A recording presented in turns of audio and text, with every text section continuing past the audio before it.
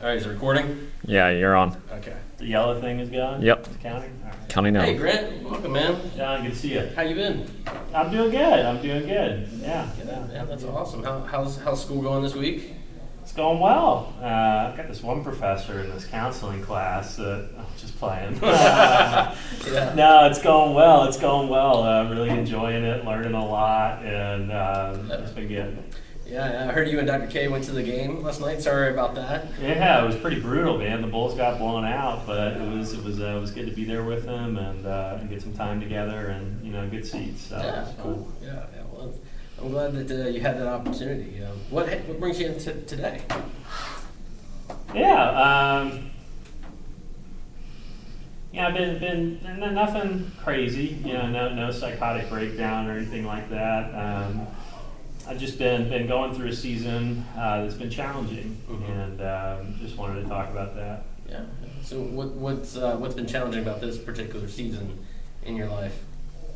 Well, I've been, I'm a pastor, so I serve at a church in Illinois right now, and I've been there 3 years, and over the last 6 months I've been in process with another church in Dallas, Texas, talking about possibly becoming their pastor. Oh, yeah, okay.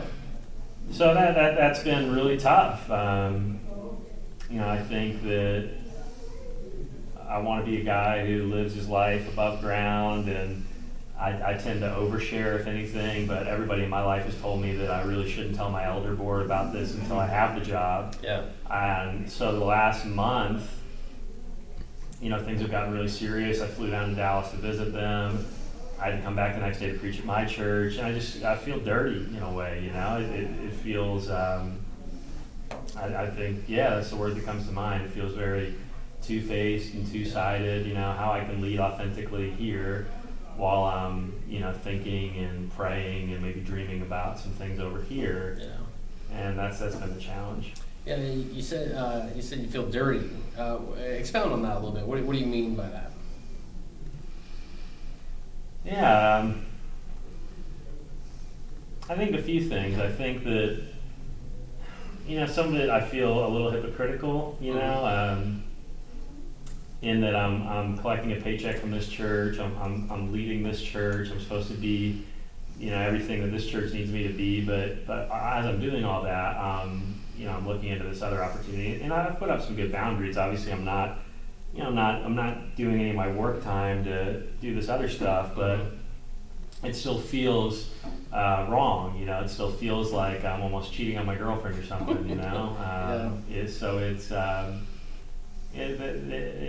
a hypocritical feeling to it as I'm trying to lead here, but I'm thinking about here, and that's a big piece of it. Yeah, so it seems like to me is that you have this one opportunity over here in Dallas with this new church that is generating a lot of excitement and a lot of potential in your mind and in your heart. And over here you have your current church, which you feel not really connected to, but you still feel responsible for them, and that's creating this tension in your life. Is that a good way to state that? Or? Definitely, yeah. What are some in that tension? What are some emotions that you're feeling and that you're experiencing? You mentioned dirty. You mentioned hypocritical. What are some other emotions that are going on inside you right now? I think another one might be shame. As the leader, I feel like it feels like the captain of the ship is getting ready to abandon ship and leave everybody to sink and die. And as the leader, that certainly doesn't feel good. Yeah.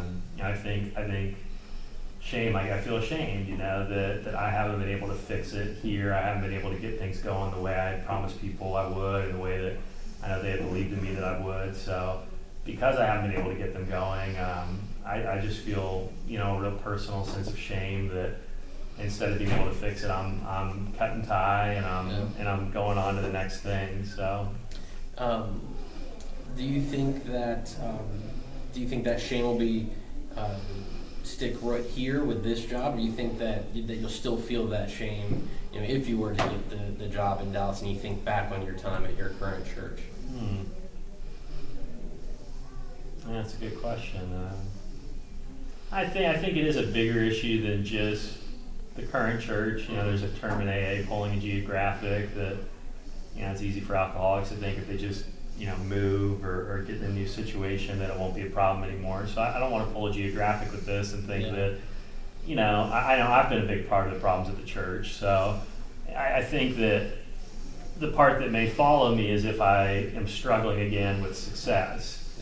If things aren't going as well as I had hoped they would, still feeling some shame at that. And feeling like, man, what's wrong with me that I haven't been able to get this going and get this working the way that I thought I could. So yeah, it's probably not totally limited to this church, but I think it's been amplified by it because it's been 3 years of steady failure in some ways, So I think that's the excitement about starting somewhere new, is you get a clean slate, and I don't have to necessarily have that baggage with me. Yeah.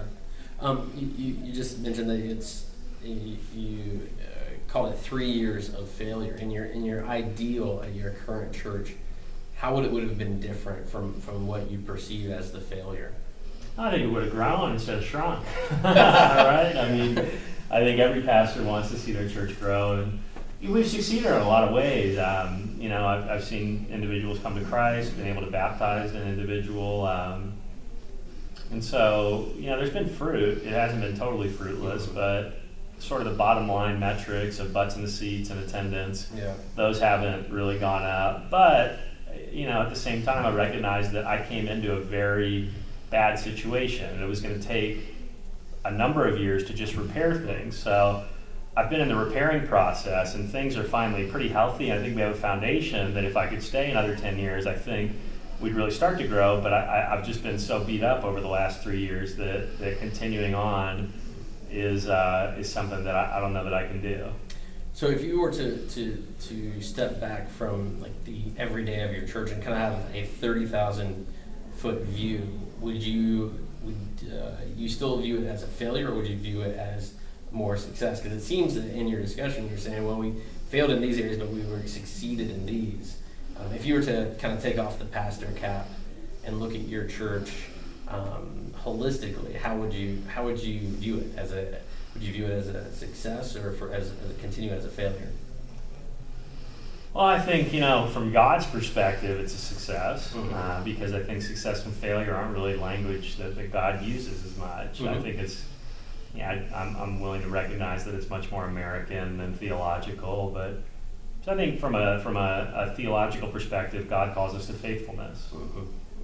And He's responsible for the fruit. So I know mentally that I've been faithful here, but it's hard to feel that equals success, because we're in a culture that's very much driven by outcomes, and the outcomes haven't been there. And you've mentioned that you've kind of been beaten up along the way, which I'm wondering, you think that is contributing to kind of your overall feel of failure there, and also your desire to go somewhere else?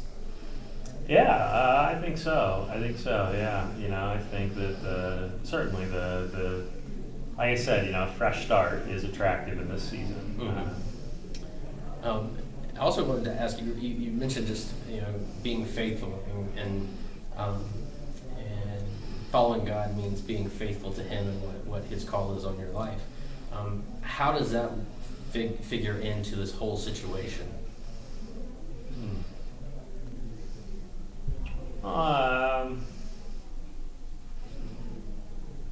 I think trying to discern in the present whether He's calling us to move on or not. Is that from God, or is that just my own desire to stop feeling like such a failure? And so I think in this season it's a lot of prayer and inviting others into that to help us discern, is this a good opportunity if the door opens for us to walk through? And what is your support network like? I've got a good one. I've got a therapist. I've got a pastor coach. I've got a mentor. I've got good friends. It's been good. I think the challenge has been, part of my support network is church relationships, and not necessarily a support network, but I enjoy those relationships, and those have been the ones that have been very difficult to lean into in this time, where I feel like I'm cheating on them with this other church. So